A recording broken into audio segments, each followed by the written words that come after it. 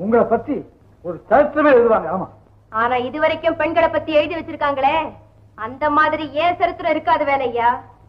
அந்த காலத்துல இருந்து இன்னைக்கு வரைக்கும் ஆண் தான் உயர்ந்தவன், அந்த ஆணுக்கு பணிவிடை செய்யறதுக்காகத்தான் ஆண்டவன் பெண்ணை படைச்சான். புராணம், கதை, கவிதை எல்லாமே எழுதி வச்சிருக்காங்க. ஏன் வேலையா நீயே சொல்லு. இந்த நாட்டுல பிறந்த மகா மேதைங்க பெண்ணுக்குத்தான் புத்தி சொன்னாங்களே தவிர ஆணுக்கு எந்த உபதேசமாவது எங்கேயாவது உண்டா? எப்போதாவது உண்டா? இல்ல அதை கேட்க இதுவரைக்கும் ஒரு நாரியாவது இருந்தது உண்டா? ஏன் இல்ல, அதான் நீங்களே வந்துட்டீங்களே. கேளுங்க, நல்லா கேளுங்க, ரைட்ட விடாதீங்க. ஆனா ஒண்ணு ரொம்ப வேண்டி கேட்டுக்கிறேன், பெண்கள் தான் பிள்ளைய போயணுமா, ஆம்பளைங்க பெத்தா என்ன அப்படின்னு கேட்காதீங்கம்மா. நீ கேலி பண்ற, பரவாயில்ல. ஆனா எந்த காலத்திலயும் நான் மட்டும் ஒரு ஆணுக்கு அடிமையாக மாட்டேன். ஒரு பெண் தனியா வாழ முடியும்னு நிரூபிச்சு காட்டுறேன். தெரிஞ்சோ தெரியாமையோ ஒரு அநியாயமான முடிவுக்கு நீங்க வந்திருக்கீங்க. நான் ஒன்னு சொல்றேன்.